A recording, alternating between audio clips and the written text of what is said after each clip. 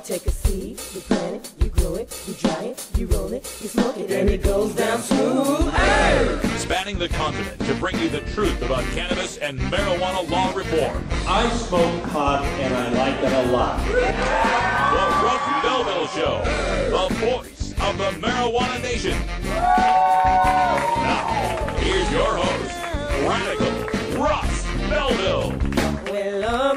Good day, tokers and tokettes and non-toking lovers of liberty. It is Thursday, November 6, 2014, and it's got to be 420 somewhere in the world, and it's day 2 of the passage of marijuana legalization in my home state of Oregon. So excited to be a part of history, as we showed you the headline the next day in our local newspaper, The Oregonian. Oregon catches legal pot wave. We're going to be talking about that legal pot wave on today's show with a look at the fallout from this election and how the prohibitionists at Project Sam, my good friend and the Joker to my Batman, Kevin Sabet, has been furiously trying to spin the disastrous results for his group formed 2 years ago to help defeat marijuana legalization in America. Turns out they didn't do a very good job. In the Radical Rant today, if you stay till the end of the show, I will take a look at the spin coming out from the Project Sam group, and we will get behind the numbers to show you just how ludicrous the spin is. So make sure you stay tuned for that. Also on today's show, we got a guest coming on, Oliver Steinberg, joining us for a cannabis community chat from Minnesota, where the votes there weren't for marijuana legalization or medical marijuana, but a particularly interesting third-party set of races prove just how much marijuana can affect local elections, even up there in the land of 10,000 lakes. So Oliver will join us at 5:30 to give us the skinny on what's going on there with marijuana and politics in Minnesota. Also on the show today, M.A.R.K. Kleiman, Mark A.R. Kleiman. He is the man at UCLA, the public policy professor whose company, Botech, was the consultant for Washington State's marijuana legalization, has some opinions about the 3 legalizations that passed on Tuesday, and he likes Washington, D.C.'s the best. We'll explain why and why he's so wrong in our Behind the Headlines segment, coming up right after the news. Also on the show today, we'll get into the drug war data mines and take another look deep into the statistics of the marijuana election night 2014, just to show you how much of a rousing success we had this Tuesday. Also, if you've checked out the Oregonian online, you can go to OregonLive.com/marijuana. You'll see the Associated Press picture of me, shirtless, with my back tattoo of the United States and the state of Oregon being colored in by Measure 91 Chief Petitioner Anthony Johnson. That picture has gone viral and it's now up on the Washington Post of all places. So there's my back. Hope you like it. And in the news today, 420 Radio News coming up right after this first break. You remember when they passed legalization in Washington and Colorado, how prosecutors dropped cases against low-level pot offenders? Will the same thing happen in Oregon? Well, Noel Crumby from the Oregonian spoke to the DAs in Clackamas, Multnomah, and Washington County, the Portland area counties, for some answers.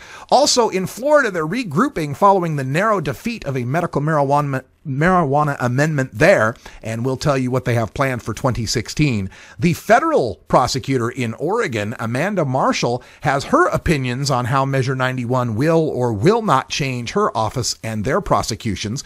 MSNBC has got a new pot-themed documentary to tell you about, and in California, another proposition that we didn't talk much about on Election Day has some impact on drug testing in this country. We'll tell you all about it in the 420 Radio News coming up next. Also on the show today, Hour 2, Toker Talk Radio. We'll take your calls at 971-533-7111, and we're going to discuss a story in The Economist about the coming of big marijuana. Ooh, scary stuff, folks. People might pay taxes and create jobs. Oh no. All that's coming up on the Russ Belville Show right here on 420radio.org. We love each and every one of you. Donate to the show if you can at 420radio.org. Help us pay the bills and bring you more free coverage of marijuana across the world. We're back in just 2 minutes.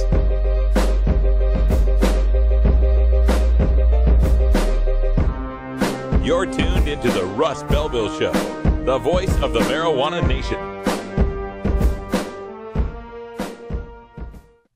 420 Radio. Tune in, turn on, get highly educated. Hey, this is Willie Nelson for Normal. And I smoke pot and I like it a lot. I learned a long time ago that marijuana is a lot safer than alcohol. There's nothing wrong with the responsible use of marijuana by adults. It's time we stopped arresting and started respecting those who smoke marijuana responsibly. To learn what you can do to help, contact Normal at norml.org or call toll-free 888-67-NORMAL. Hemp Radio, replaying Wednesdays at 10 Pacific on 420radio.org.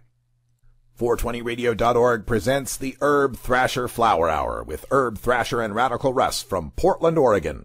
Herb Thrasher Flower Hour is 2 hours of unrestrained rock, metal, punk, and alt-country music, interviews, concert bootlegs, and sports with America's hardest-rocking marijuana activist stoner, Herb Thrasher. Live 2 hours Friday, 8 p.m. Pacific, with replays at 8 and 5 on Fridays and replays Saturday at 8 p.m. Pacific on 420radio.org.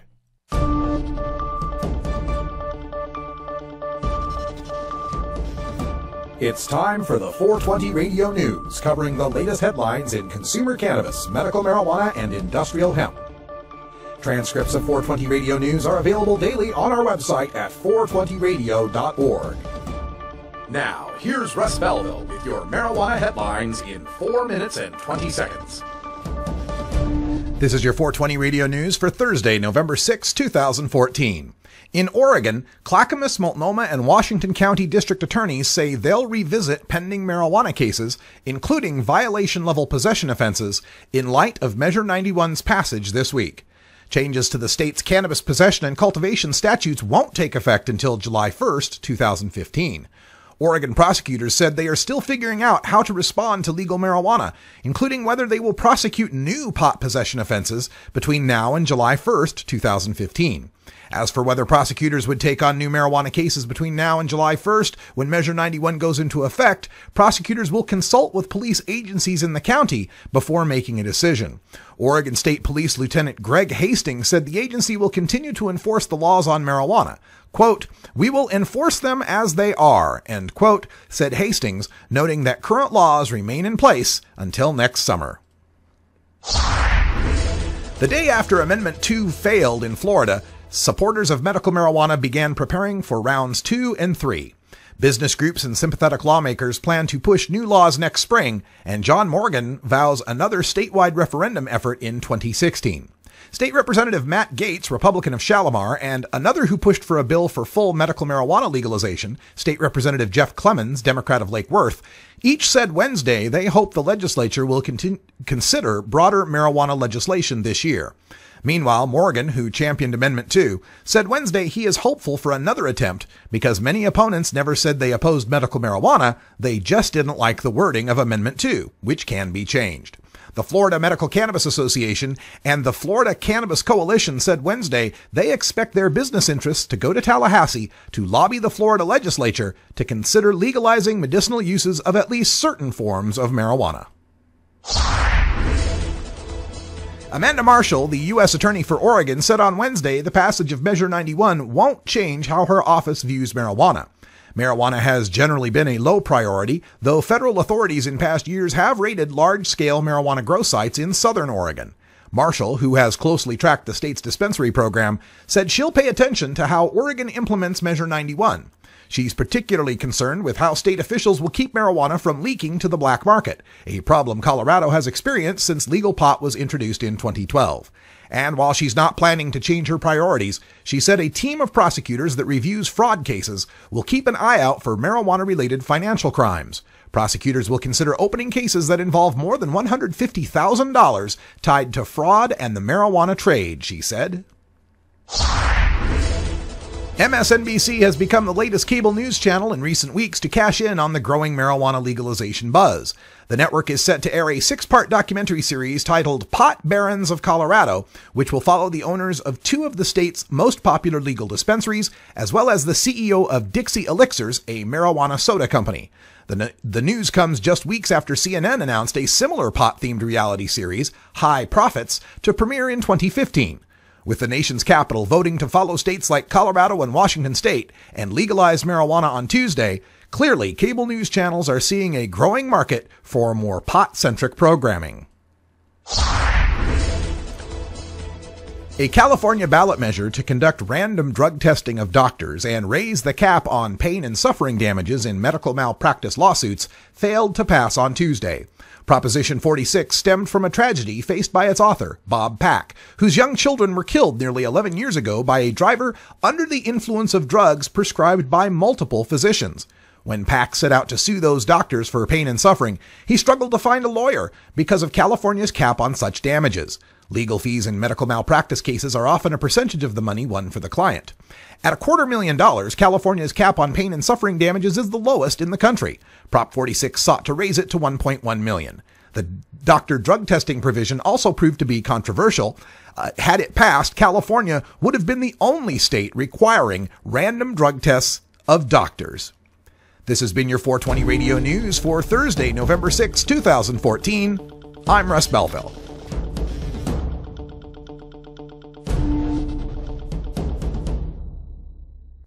.420 Radio, the world's voice of marijuana legalization. There's so much I worry about as a mom. Stephen Harper thinks that organized crime should continue to profit from marijuana prohibition. Imagine regulating marijuana like alcohol and cigarettes with a strong and clear educational message, making it more difficult for my kids and your kids to access. Drug dealers don't ask for ID. Stephen Harper does not have the kind of judgment we need to protect our children, authorized by the Normal Women's Alliance of Canada. NORMAL stands for Responsible Adult Cannabis Use. If cannabis use is causing problems in your life, consider taking a break or seeking medical assistance. Consider ceasing cannabis use if you have a family history of mental illness. Don't drive or operate heavy machinery while impaired by cannabis use. Cannabis use is not without risks, even though the risks are far less than those posed by legal drugs. 420radio.org presents Gordon Green's Music Planet from Barcelona, Spain. Gordon Green has been traveling the world for more than 20 years, discovering and collecting great music along the way. His mix of eclectic sounds from around the globe prove that you don't have to understand the words to enjoy the music. Check out the show every Wednesday at 8 p.m. Pacific Time with replays Wednesday at 5 and 8 Pacific on 420radio.org.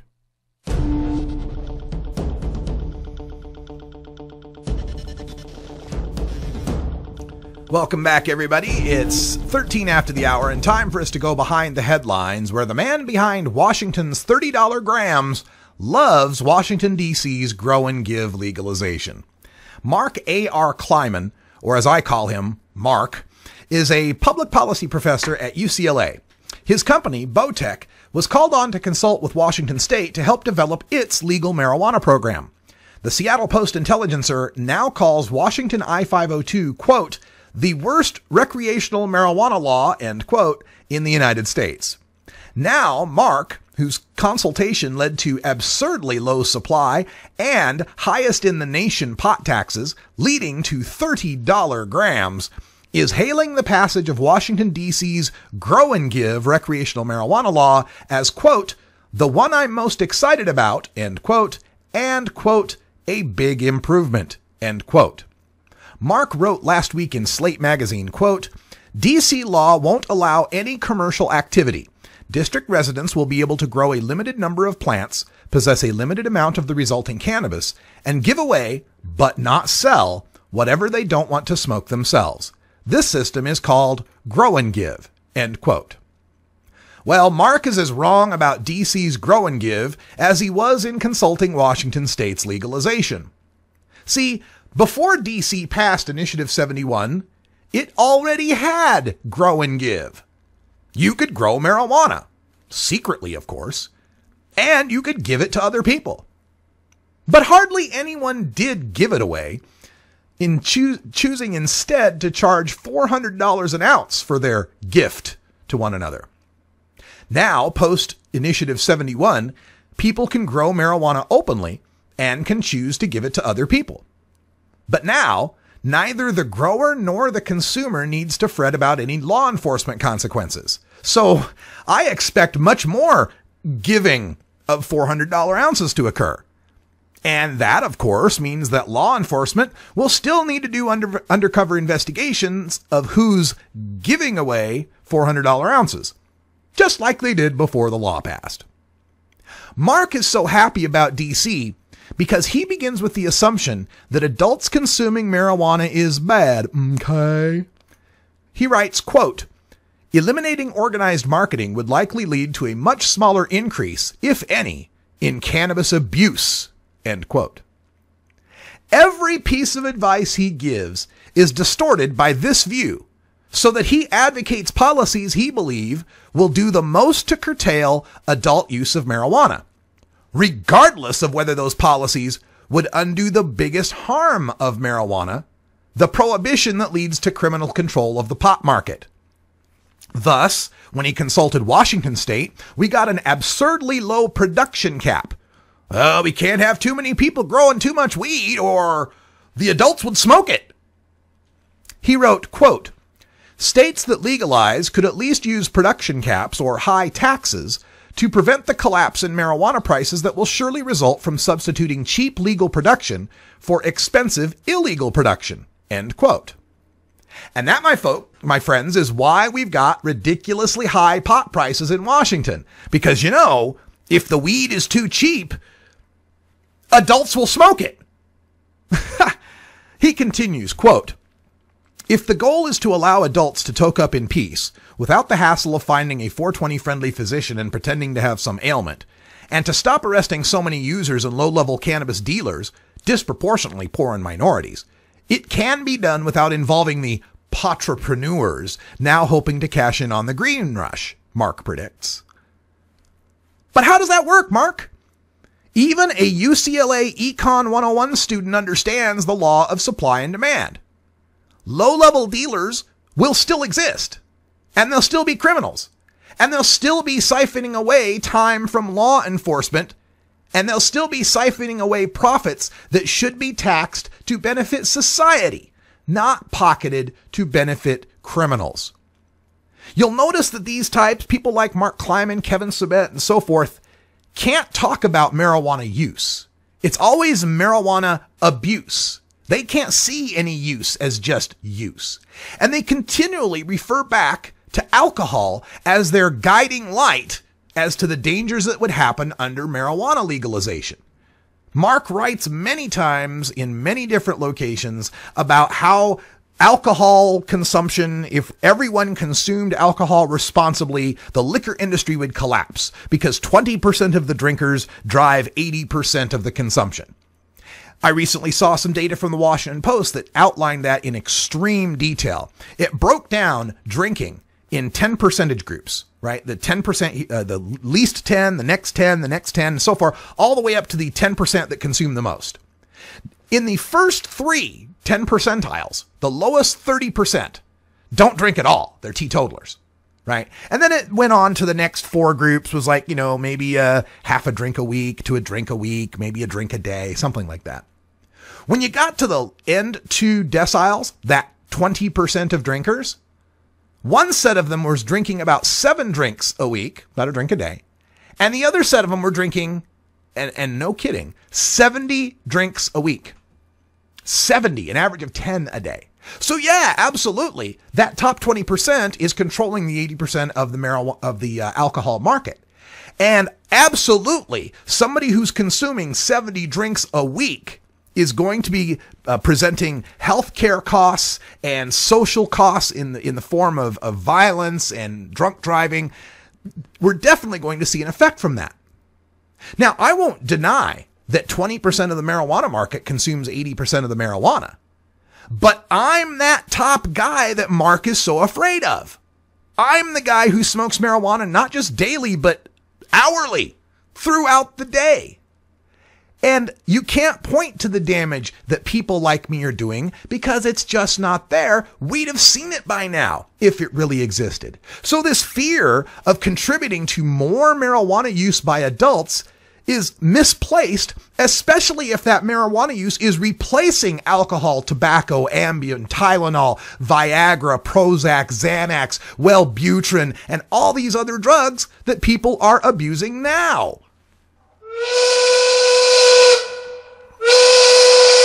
Hey, this is great, man. Yes, it is, Tommy. It's great to be living in 2014 where 4 states in the United States have legal marijuana. It's a beautiful, beautiful thing. 1 out of 20 Americans now lives in a jurisdiction that has legalized marijuana, and in half the United States, a gay married couple can smoke pot, either medically or legally. It's a good time to be alive. We'll be right back in 1 minute. At Herbie's Cannabis Seeds, we pride ourselves on bringing you the best quality seeds from the world's most respected cannabis seed producers, all at the lowest online prices. You can find Herbie's seeds at herbiesheadshop.com. All cannabis seeds are sold as souvenirs, and as a means of preserving cannabis genetics, Herbie's Seeds in no way intends to condone, promote, or incite the use of illegal or controlled substances. We strongly urge all prospective customers to check their national laws prior to placing an order. Herbie's Seeds at herbiesheadshop.com. Proud sponsors of the Russ Belville Show and 420 Radio. Weeducated Talk Radio, replaying Mondays at 10 Pacific on 420radio.org. Are you a hypocrite? If you live a closeted cannabis lifestyle, you are.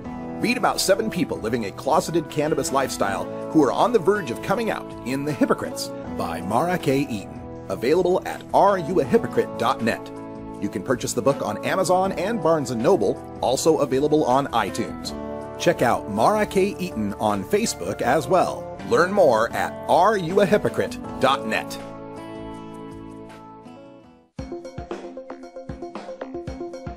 Arguing for the end of adult marijuana prohibition is easy because we have facts, science, reason, compassion, evidence, truth, and logic on our side. It is even easier when researchers catalog it all for us. Learn how to gather the facts on marijuana use, arrests, seizures, rehabs, drug tests, and more in this edition of Drug War Data Mining. Welcome back, everyone. 22 minutes after the hour. And today in the Drug War Data Mining, we're going to take a little more look at the results of marijuana election night 2014, the body blow to prohibition that's leaving it staggering. And just to put the lie to some of the stuff the prohibitionists are saying out there, and you'll hear more about this in the Radical Rant at the end of the show, but here is the data behind the Radical Rant. I have gone and gathered from the Secretary of State's office in numerous states all of the results from every marijuana election vote that was held in America, and calculated and entered all of the raw voting numbers to find out just exactly how much America supported marijuana legalization this year. Now, this is including the statewide votes in Alaska, California, Oregon, and Florida, as well as Washington, D.C., Guam, the district and the territory as well, and the local votes that were held in Maine, New Mexico, Michigan, Massachusetts, Colorado, and California. And running through these results, as we get down to the bottom in the summary lines here, now there were 2 votes I was unable to get before press time, and that was in Silverton, Colorado, so keep that in mind. But as we move down to the very bottom, we find that marijuana in the election this year got 56.74% of the vote nationwide. That's every election, every vote that we're talking about, 56.74. Now, if that's just based on the votes themselves, the number of votes that each for and against, so of course a city vote in Silverton isn't going to be as much as a state vote in Alaska. But even if we take hold on, let me get rid of a couple of those zeros that we can't use. Even if we take just the average of the votes, the average came out to 48.67. Still pretty good when we're considering all those anti-dispensary votes and pot shop votes and so forth that were taking place in the election. I also thought it would be interesting to break things down and to see how we fared in the statewide elections. If we take out all of these local elections in Excel and just leave us the state, D.C., Guam, and all those elections, even including medical marijuana, what we find is that marijuana got 57.39% of the vote on election day.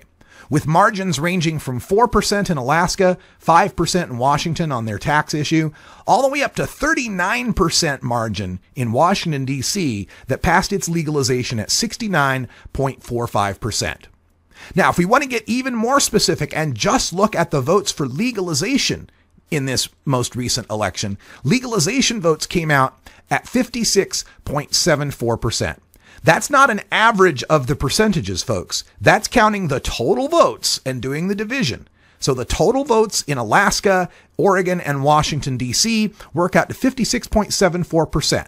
I can expand that column and give you the actual numbers of the votes, where we had 983,000 people voting in favor of legalization in this country versus 750,000 voting against legalization in this country. And the results for medical marijuana are also very revealing. Comparing Guam and Florida, medical marijuana came out with 57.57% of the vote, almost 58% of the vote for medical marijuana in the most recent election. So any evaluation of this election that does not show this to be an absolute slam dunk, knocked out of the park, touchdown, whatever you want to call it, whatever sports metaphor, would be inaccurate if it did not show that we had sincerely won this election. Even breaking down the local elections, if we look at just California, in California, while there were many places that voted against, voted to have bans of dispensaries or voted to increase marijuana taxes and so forth, the votes on our side still came out at 57.2% on our side, 57.2% in favor. Looking in Colorado, we can get some more information. It was worse in Colorado because they didn't have a statewide vote. In Colorado, the votes came down to 41.64%. And these are all local votes, mostly talking about taxing marijuana. And that's where, I characterize that if it went against us that we lost. But a marijuana tax, depending on the tax, might be a good thing because it's helping the community. But any way you look at the data, we really won big this last Tuesday. You can get 420 Radio on the go with the TuneIn Radio app for all mobile platforms. Go to rad-r.us/420tunein or just click the TuneIn Radio icon below the live radio feed on 420radio.org. The law offices of Omar Figueroa would like to remind you to stand up for your rights. If you're detained or arrested, treat law enforcement with respect and stand up for your rights by repeating, "I respectfully invoke all of my legal and constitutional rights. I do not consent to any search and seizure. I want to remain silent, and I want to speak with my attorney." Please contact the law offices of Omar Figueroa at 415-489-0420 or 707-829-0215 or on the web at Omar Figueroa.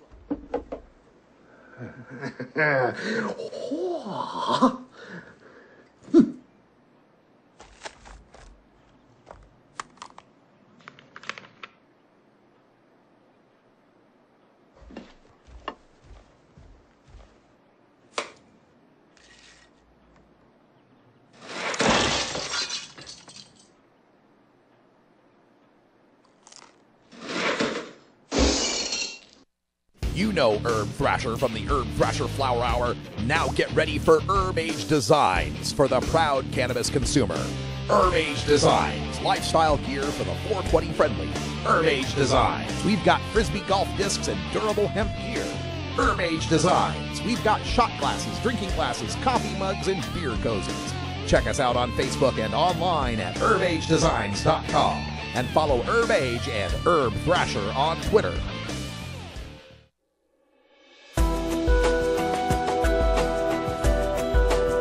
The cannabis community is a diverse set of people from all walks of life, conservative and liberal, black and white, straight and gay, rich and poor, and everyone in between. Learn more about the people we are freeing from adult marijuana prohibition in our Cannabis Community Chat. Welcome back, everyone. Half past the hour, and joining me in the chat today, we've got Oliver Steinberg, who's here to talk with us about what's happening in his home state of Minnesota. Oliver, welcome back to the show. How you doing today? Thanks, Russ.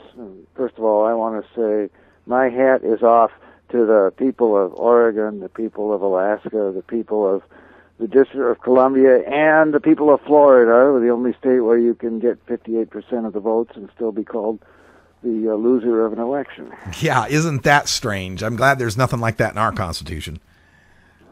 Well, and what we don't have in the Constitution of the state of Minnesota is the right of the citizens to petition to put the law up for a vote.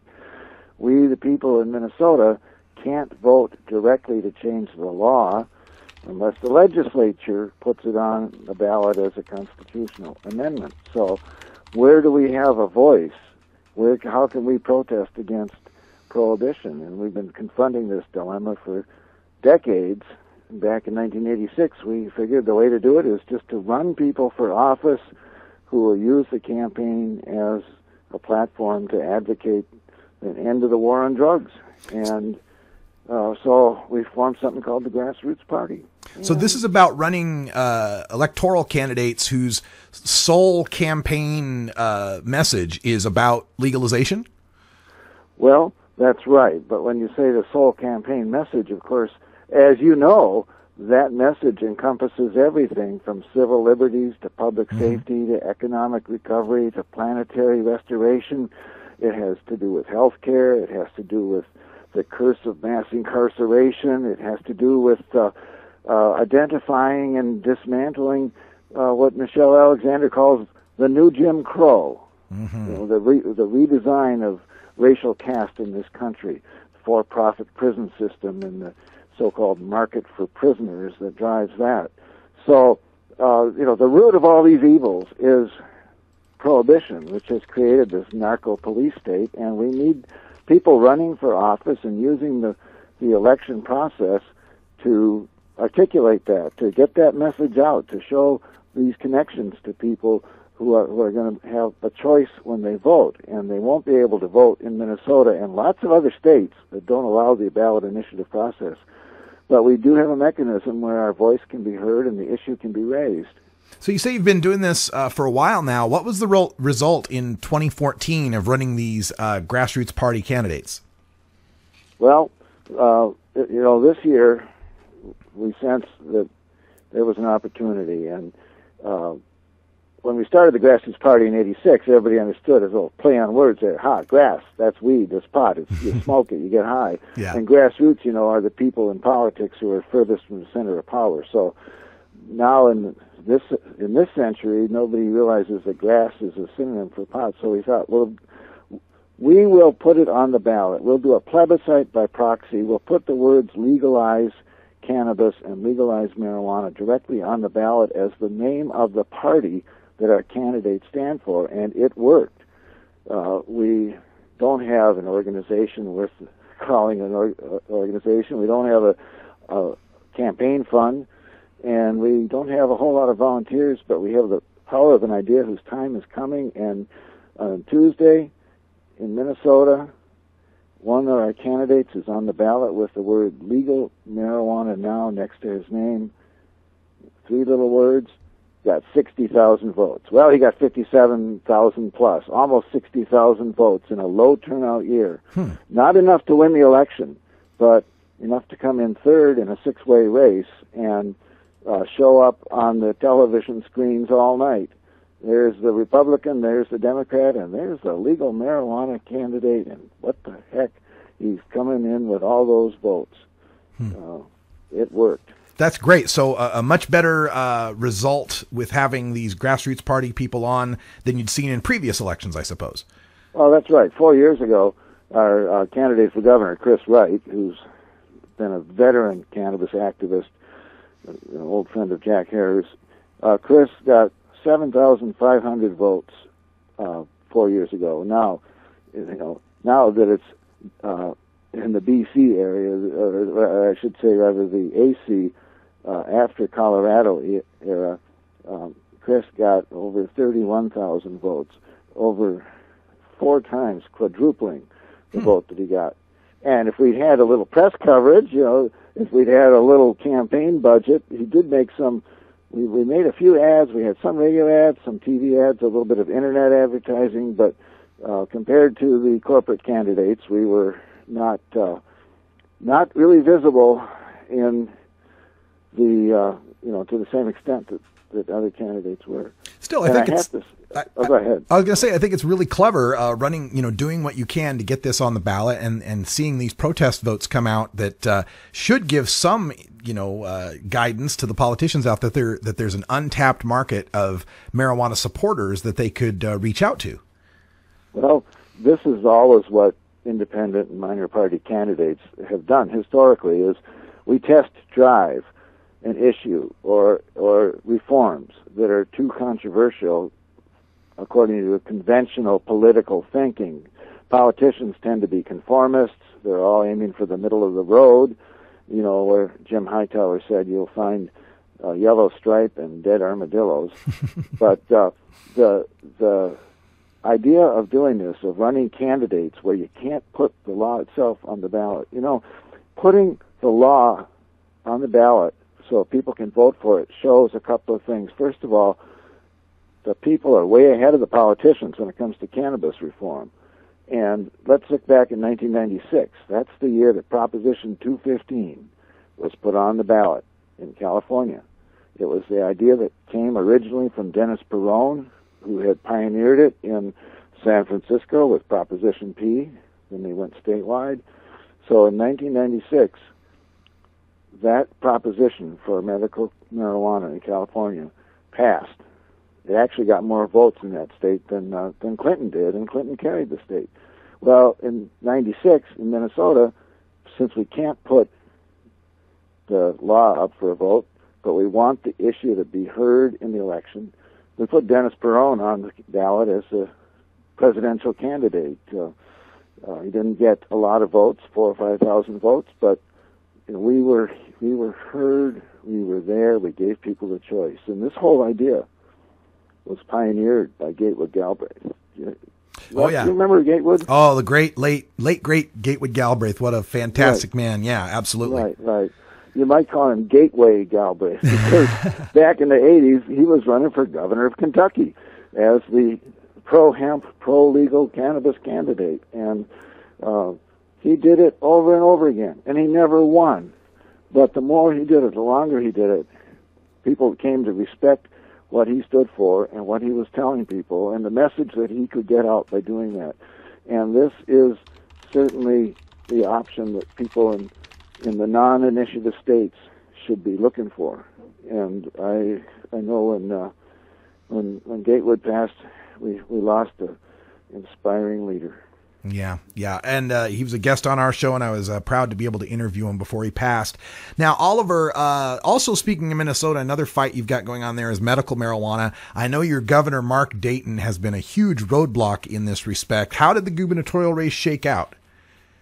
Well, now that's an interesting thing, too, because our candidate for lieutenant governor is David Daniels. He's a Rasta poet and playwright, and he himself is a cancer survivor. He had stage 4 lymphoma a few years ago. He used to live in Colorado and went back there. In fact, in Colorado, he had worked with Ken Gorman, another legendary cannabis activist. So David went back to Colorado, used concentrated cannabis extracts to treat his disease, and he's in remission now. He's back here. He's a candidate. Now, there's a story. Here's a guy who's a survivor and a cannabis patient, cannabis therapy patient, who was running against M.A.R.K. Dayton, the obstructionist who blocked the MPP medical bill here. But the news people wouldn't pick up that story. And when we tried to, we obviously thought this would be a dramatic contrast and, a way to raise the issue. Because people are still suffering, people are still in need, and the medical bill, so-called medical bill that Dayton and the Police Federation jammed through the legislature is a space-saving device. It was a cynical political placebo. It was not a law designed to work, but rather just to shut people up. Well, since that law was passed, now at this present time, there's at least 3 different patients or parents in this state who are facing court charges for illegal use of cannabis for medicine. We have MPP promising to come back and go to the legislature again and, plead and cajole and bargain and lobby to try to get them to pass once more a broader version of the MPP medical bill, which is still a very limited one, which still leaves many patients and their caregivers criminalized because it defines certain conditions as covered and others as not covered. And David Daniels, our lieutenant governor candidate, a cancer patient, would not have been covered under the existing proposed medical cannabis, the existing 2014 bogus medical bill here, because cancer patients can get their cannabis extract under that program for treating pain or the side effects of chemotherapy, but not for directly treating the disease itself, which in fact is what he did. Well, Oliver, thank you for your perspective on Minnesota. We'll keep an eye up there and help you guys as much as we can. It's a state with a lot of progressive history. There's no reason it shouldn't be moving forward on marijuana issues like the rest of the states are. Before I let you go, any links or blogs that you need to promote before we move on to the next segment? Well, I'd like people just to go on Facebook and look at Legal Marijuana Now, and also on Facebook they can look for the Right Daniels 2014, right/Daniels 2014 Facebook page. All right. Thank you very much, Oliver Steinberg out in Minnesota, for contributing to the voice of the Marijuana Nation here on 420 Radio. We'll talk to you again soon. Thank you, Russ. All right. When we come back, we've got the Radical Rant on Kevin Sabet's pathetic spin of marijuana election night 2014 results. It's a laugher. We'll be right back in just a few minutes.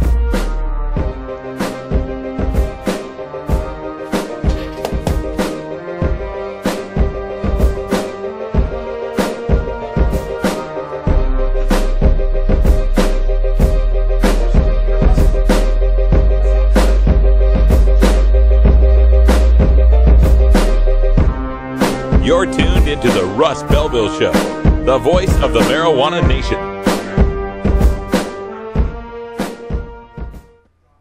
You can get 420 Radio on the go with the TuneIn Radio app for all mobile platforms. Go to rad-r.us/420tunein or just click the TuneIn Radio icon below the live radio feed on 420radio.org. At Royal Queen Seeds, we've got premium feminized cannabis seeds, including auto-flowering varieties for the medical cannabis user. We've got bulk shipments available and new CBD oil. Plus, we accept payment in Visa, MasterCard, and Bitcoin, as well as other methods. Check out our website at royalqueenseeds.com for more information. We are located in the Netherlands, and we have online grow experts ready to help you now at royalqueenseeds.com.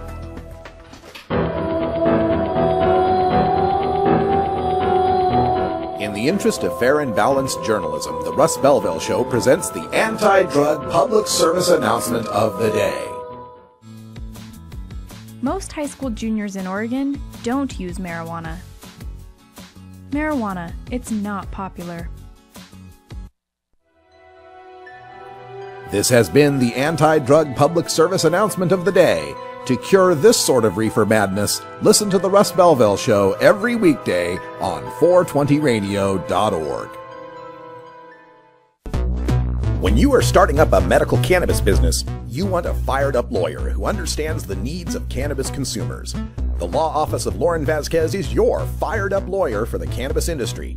Visit her website, fireduplawyer.com, or call 1-855-MMJ-LAWS for more information. That's 855-665-5297 for Lauren Vasquez, your fired-up lawyer, or email fireduplawyer@gmail.com. You can't handle the truth. Entirely legitimate topic for debate. You have offended my family. Hey, this is great, man. And you have offended a Shaolin temple. One major responsibility is to encourage people to use less drugs. I know nothing. I support a change in law. to end federal criminal penalties for possession of up to 1 ounce of marijuana. We don't need no stinking budget. Homosexuality, no. Immorality in general. How in the century you have slurred the meaning of the words we, the people. Be warned, this is not your mother's marijuana. You could ask yourself a question. Do I feel lucky? Well, do you, punk? I want to ask you a bunch of questions. I want to have them answered immediately. Surely you can't be serious. I am serious. And don't call me Shirley. Radical Rant. All right, welcome back, everybody. 45 after the hour. Time for us to get into Kevin Sabet's pathetic spin of marijuana election night 2014, which was by all accounts a resounding victory for progress in ending adult marijuana prohibition. I've oftentimes said that 2012 with Colorado and Washington were the jabs, the 1-2 jab that got the attention of prohibition. And then in 2014, Oregon and Alaska and Washington, D.C. are the body blows that have left prohibition staggering. And coming up in 2016 with California, Nevada, Arizona, Maine, Massachusetts, Vermont, and Rhode Island, it'll be the knockout punch to adult marijuana prohibition in this country. That's great news for all of us here at 420 Radio and all of our tokers, tokettes, and non-toking lovers of liberty who listen every day. But it's bad news if you're a prohibitionist. So I thought it'd be interesting to check out the website of Kevin Sabet's Project Sam. You can find it at learnaboutsam.com. You'll probably be giving it more hits than it normally gets, but hey, it's fun. Let's gloat. At Learn About Sam, Kevin Sabet, who's the head of Project Sam, and it's the national anti-legalization think tank that they formed right after Washington and Colorado landed those jabs in 2012. Well, if the purpose of Project Sam was to fight against marijuana legalization in 2014, his efforts flopped spectacularly. He went 3 for 3 in losing the legalization battles in Oregon, Alaska, and Washington. And Sabet also got caught fostering a public money for anti-pot propaganda scheme here in Oregon that cost him $18,000 personally and provides a roadmap for activists in the 2016 legalization states to thwart those efforts. Now, you'd think Kevin Sabet would be upset, but knowing him, this election was just what he needed to paint his side as the underfunded underdogs when they go to Sheldon Adelson or the Koch brothers or any of those conservative billionaires to fund the anti-pot campaigns in 2016 and, of course, line his pockets. As soon as legalization was announced in the 3rd, 4th, and 5th U.S. jurisdictions to approve it, Kevin Sabet was out spinning the results. Quote, election results in Florida, 5 cities in Colorado, and 1 liberal city in Maine represented a rejection of retail marijuana legalization tonight, Sabet wrote, just 2 years after victories in Washington and Colorado, end quote. Wow, talk about burying the lead. Yeah, sure. Voters in 2 more states and the nation's capital ended marijuana prohibition, and Oregon and Alaska accepted far more wide open retail marijuana legalization than Washington and Colorado have. But hey, look over here. We beat legalization in Lewiston, Maine. Ooh, yay. Even though you lost it in South Portland, Maine. You went 1 for 1 in Maine, or 1 for 2 in Maine, I should say. Wow, that's really something to hang your hat on, Kevin. Some 12,000 votes in Lewiston, Maine went your way, while about 9 million went our way nationwide. That's really something to hang your hat on. Let me continue. This is also from Kevin Sabet's spin. Quote, voters in Alaska approved retail marijuana legalization by a slim 52-48 margin, while D.C. voters approved the use, but not sales, of marijuana. Oregonians also voted to legalize marijuana by a margin of 54-46. Funny he didn't mention that margin in D.C., where it was 69-31. Yeah, it just somehow got missed in the paragraph there. All right, well, let's take that. Let's take that with what he had to say there. Let's take that. Slim 4-point margin in Alaska, huh? A slim 4-point margin in Alaska. Because its necessary requirement to pass in Alaska was 50%. That meant it was 2 points behind, right? You needed 50% to beat legalization, Kevin. You got 48%. You were 2 points behind. So, by that reckoning, medical marijuana in Florida lost by a slim margin, since it got 58% and it needed 60% to win, right, Kevin? 2 points is a slim margin, right? So medical marijuana lost by a slim margin. Now, Patrick Kennedy weighed in as well. Patrick Kennedy's quote is, quote, "Although we didn't do as well as we wanted to, these slim margins of victory show that we are beginning to slow the legalization freight train down." End quote. Okay. Let's look at the legalization freight train, shall we? In 2012, the legalization freight train's margins of victory in Colorado and Washington were 10 points, 55 to 45. In 2014, the legalization freight train's margin in Alaska was 4 points, 52-48. In Oregon was 12 points, 56-44. And in D.C. was 38 points, 69 to 31. If we add up all the votes from the 3 legal jurisdictions, it comes out to 983,869 votes for legalization versus 750,236 votes against legalization. For those 3 jurisdictions, that works out to a 57-43 victory, a margin of 14 points. So, 2012, Colorado and Washington, margin of 10 points. You form Project SAM. You spend 2 years beating the drum for anti-legalization. And the result is 3 states passing, 3 jurisdictions passing, and a margin of 14 points. 10 point or a 4 point greater margin than 2012. Kind of looks to me like the legalization freight train has become a high-speed maglev train, Kevin. Kevin continues, quote, "This was not the complete slam dunk the legalization groups expected. Alaska barely voted to legalize, and several cities rejected marijuana retail stores outright." End quote.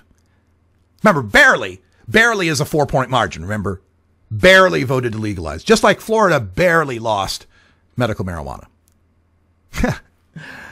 And it wasn't the slam dunk we had hoped. Well, Kevin, 3 for 3 and a 14 point margin is really more of a hat trick if you want the proper sports metaphor. And again, that barely voted to legalize means that Florida barely voted to reject medical marijuana. And let's talk about Florida for a second here. Let's talk about this. In Florida, medical marijuana won by a 15 point margin, 57.6 to 42.4. It's only that stupid Florida constitutional requirement of 60% to amend that kept Florida from becoming the first southern medical marijuana state by a landslide. Only 16 of 67 Florida counties mustered a majority in opposition to medical marijuana. So please, Kevin, keep crowing about how you got a 42% rejection of medical marijuana during a midterm election in a southern state that featured a disastrously flawed messenger in John Morgan and was the first to include a multi-million-dollar anti-medical marijuana ad campaign. You got $4 million of Sheldon Adelson's money, and the best you could do was 42% in a midterm. Hell, if Florida and Lewiston, Maine are the wins, and a few conservative suburban cities in California and Colorado rejecting pot shops, if that's the best you can do after 2 years of funding for Project SAM, you got another long 2 years ahead of you, Kevin. And the latest spin coming from these guys couldn't be more pathetic. I mean, we're still celebrating the solid win in Alaska, the decisive win in Oregon, and the landslide win in Washington, D.C. This freight train, this maglev, seems to be unstoppable.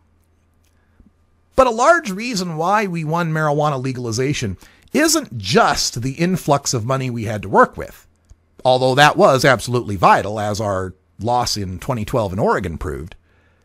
But we also won because we have truth, facts, reason, science, logic, compassion, and history on our side.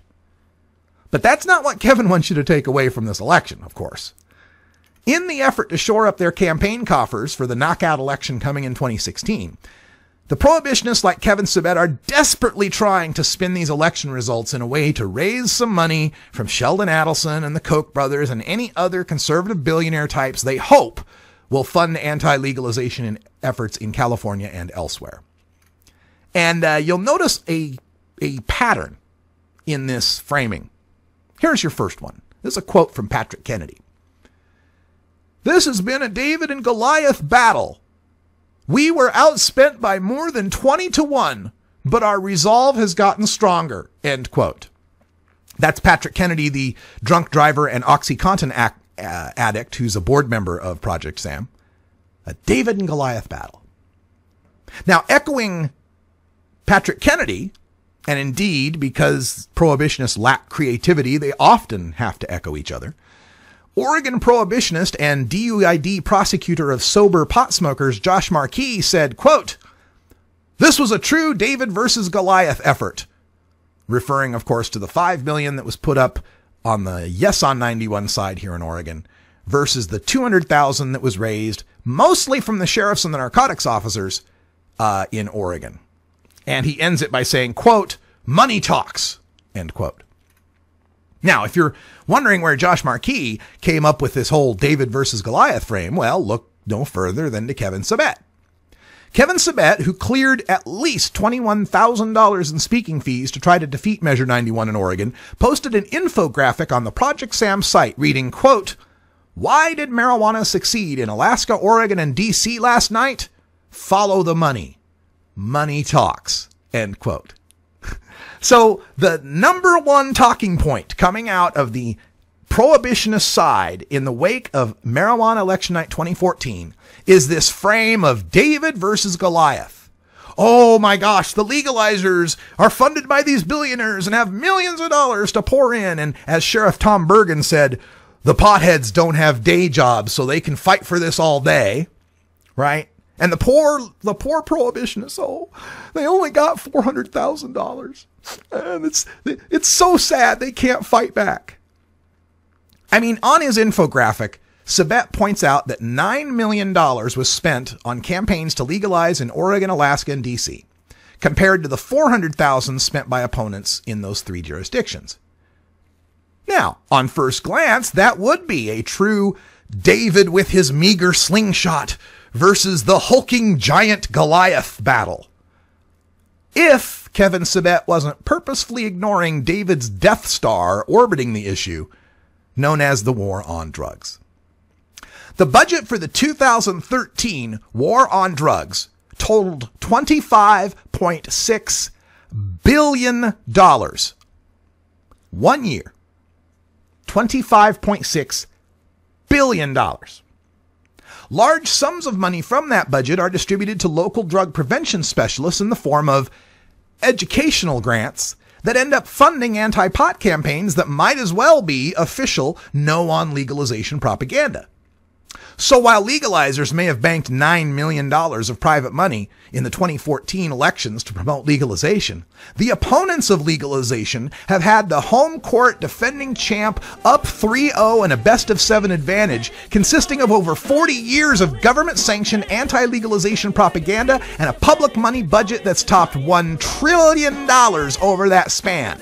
In the late 1980s, Partnership for a Drug-Free America was topping $1 million per day in anti-drug propaganda. The ONDCP spent $100 million on anti-drug ads every year as late as 2007. And even lately, the partnership still bankrolled $100 million in media placements per year.